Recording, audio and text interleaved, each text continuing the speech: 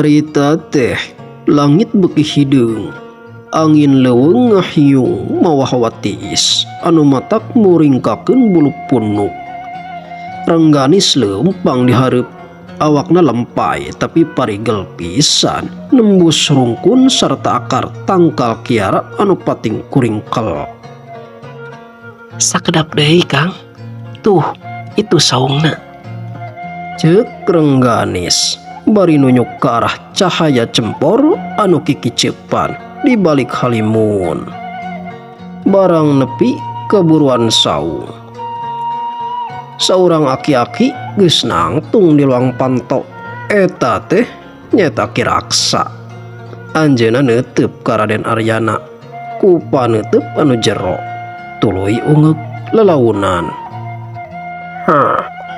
Bawa ka jero gelis, golerkeun kana samak. Ceuk Aki Raksa bari batuk leutik. Krek, sora panto awi dibuka. Atuh Rengganis gancang ngagolerkeun Raden Aryana, lalaunan pisan dina samak. Tahan sakedap Kang. Harewos Rengganis. Raden Aryana ngalagedai, napasna ngahegap bakat kulungse. Aryana ngerik nahan kanyari, untuna dipageuhan sangkan teu ngajerit. Rengganis guragiru nyokot cai haneut sarta ubar tumpukan dangdaunan pikeun mersihan tatu dina tak-tak Aryana. Tapi barang Rengganis mukakeun baju Aryana anu geus rawing, prak, sora barang besi murag kana palupuh. Rengganis sarta Ki Raksa ngarenjak. Tetela aya hiji bedog ponok anu ragrag tina sela-sela baju Raden Aryana. Rupina nalika Aryana diudag-udag tur ditarajang ku rampok di sisi walungan teh, eta bedog teh nyelap dina bajuna tanpa karasa bakat kureuwas tur nahan kanyeri. Aki Raksa guragiru nyokot eta pakarang. Barang ditengetan dihandapeun cahaya cempor. Aki Raksa langsung ajenghok, awakna ngageter, bibirna ngeleper.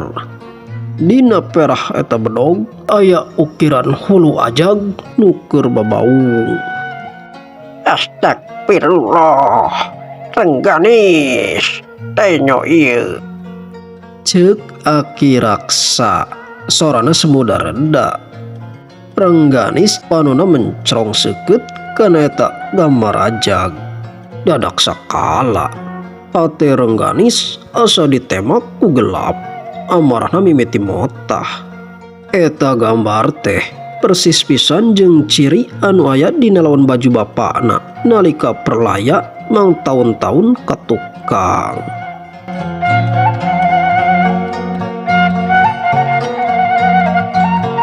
Iya, nah ciri iya aya deui Ki. Saha ngaranehna sebenerna? Ceuk Rengganis, sorana ngageter nahan kasedih. Aki Raksa neuteub keluar saung, nembus ka poekna leuweung Sanghyang anu harita teh kacida simpena.